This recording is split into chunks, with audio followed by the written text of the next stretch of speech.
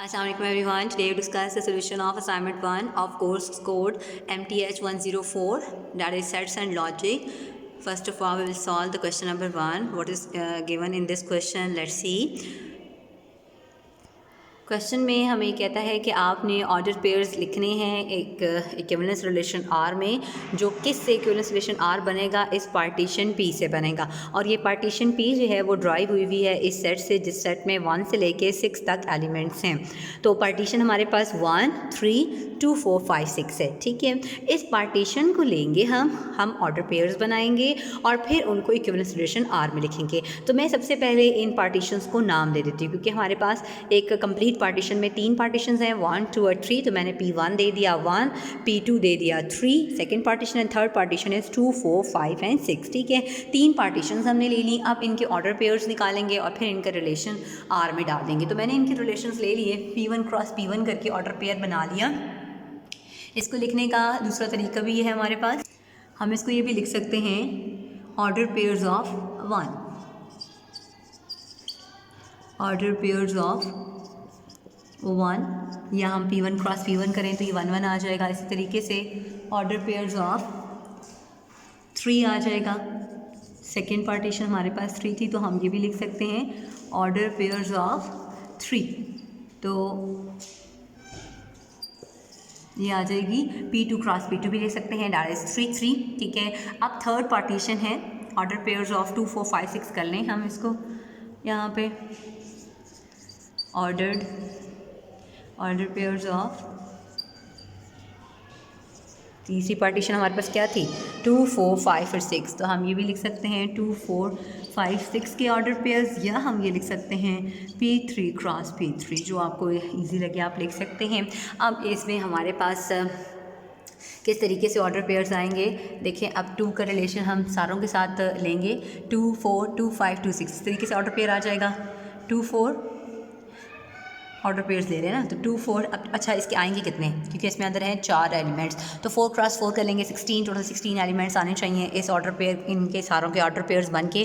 तो 2, 2, 2, 4, 2, 2 पहले आएगा, फिर 2, 4, फिर 2, 5, फिर 2, 6, इस तरीके से 4, 2, 4, 4, टोटल 16 आने चाहिए, 4, 5, 4, 6, फिर 5, 2, 5, 4, 5, 4 और अगला है 5, 6। इसी तरीके से आगे 6 पे अब जाएंगे, 6 को सारों के साथ लेंगे, 6, 2, 6, 4, 6, 5, 6, 6। तो ये लिख लेते हैं 6, 2, 6, 4, 6, 5 और 6, 6। तो काउंट कर लें, क्या 16 ही बन रहे हैं जी। तो 16 बन रहे हैं। एक बीच में हमने 5, 5 वाला नहीं लिखा था, 15 थे, तो मैंने ये 5, 5 वाला भी लिख लिया। टोटल 16 पेयर्स हमारे पास बन गए हैं ऑर्डर पेयर्स। इनको हमने इन तमाम ऑर्डर पेयर्स को एक इक्विवेलेंस रिलेशन आर में लिखना है। तो देखें, जितने ऑर्डर पेयर्स हैं, एक 1, 1 वाला, दूसरा 3, 3 वाला, और तीसरा ये जो इनका 4 by 4 का बना है, डैट हैव 16 एलिमेंट्स। तो इन 18 एलिमेंट्स को जब आप कर्ली ब्रैकेट्स में स्टार्ट और एंड पे लिख देंगे, तो ये आपके पास एक इक्विवेलेंस रिलेशन आर आ जाएगा। ठीक है, तो मैंने जो ऑर्डर पेयर्स लिए 1, 1, फिर 3, 3 वाला था, उसके बाद ये जो ऑर्डर पेयर्स 2, 4, 5, 6 के थे, ये सारे ऑर्डर पेयर्स सारों को कंबाइन किया है। तो ये जब आपके पास लिस्ट ऑफ ऑर्डर पेयर्स सारी की सारी कंबाइन होके कर्ली ब्रैकेट्स के अंदर आ गई है, तो ये एक रिलेशन आर बन गया है। दैट्स इट, यही हमने कैलकुलेट करना था। चलते हैं सेकंड क्वेश्चन की तरफ। सेकंड क्वेश्चन में हमें फंक्शन f और g गिवन है।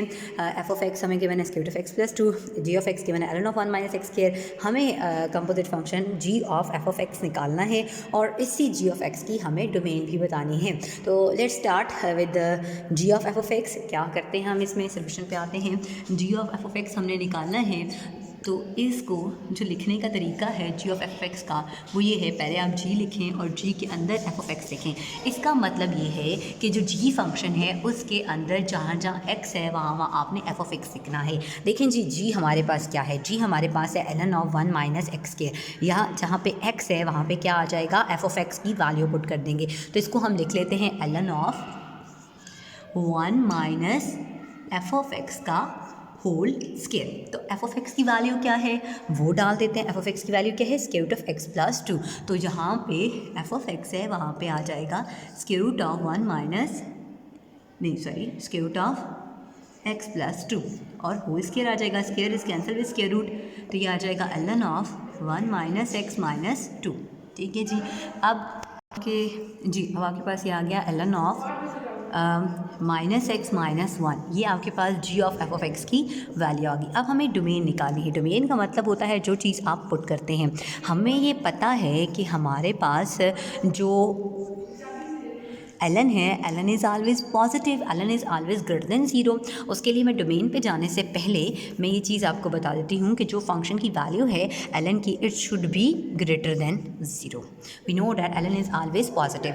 तो ये जो माइनस x है दूसरी साइड पे जाएगा तो ये पॉजिटिव हो जाएगा। अब आपके पास रेंज क्या आ गई, x is less than minus, sorry domain जो है वो हम लिखेंगे यहाँ पे हमारे पास क्या आया, x इज़ लेस देन -1, कि हम x से कम वैल्यूज सारी की सारी इस फंक्शन में पुट करेंगे तो आंसर हमारे पास पॉजिटिव आएगा, अदरवाइज नेगेटिव आएगा। तो x इज़ लेस देन -1, तो हमारे पास डोमेन क्या आ जाएगी जी। अब हम डोमेन लिख लेते हैं। Domain of g of f of x जो है क्या है हमारे पास कि माइनस इन्फिनिटी से लेके -1, और ये भी लिख सकते हैं आप कि माइनस, क्योंकि ये जो स्मॉल ब्रैकेट होती है ये रिप्रेजेंट करती है कि ये -1 इंक्लूडेड नहीं है। -1 से लेके -इन्फिनिटी तक सारे नंबर्स, इनके दरमियान जो नंबर्स हैं वो आपने पुट करने हैं। दूसरा तरीका इसको लिखने का ये है कि आप इसमें ये लिख सकते हैं, यहाँ पे यूँ ब्रैकेट लगा लें और -2 को इंक्लूड कर लें, -2 से लेके -इन्फिनिटी से पिछले नंबर्स। ये जो ब्रैकेट है स्क्वायर ब्रैकेट बाहर की तरफ, इसका मतलब है एक्सक्लूडेड, और -2 का के अंदर जो अंदर की तरफ स्क्वायर ब्रैकेट, इसका मतलब है -2 इंक्लूड हो रहा है। इस तरीके से भी आप लिख सकते हैं, -इन्फिनिटी से -1, इनके दरमियान जो नंबर्स हैं वो आपकी डोमेन है, वो आप नंबर्स पुट करेंगे। या फिर आप इस तरीके से लिख सकते हैं कि -2 से लेके -इन्फिनिटी से पीछे तक सारे नंबर्स आपने डोमेन में डालने हैं। तो ये दो तरीके हैं इनको लिखने के, दोनों में से कोई भी आप एक लिख सकते हैं। तो इस तरीके से आपका क्वेश्चन जो है वो कंप्लीट हो गया है। That is your required result.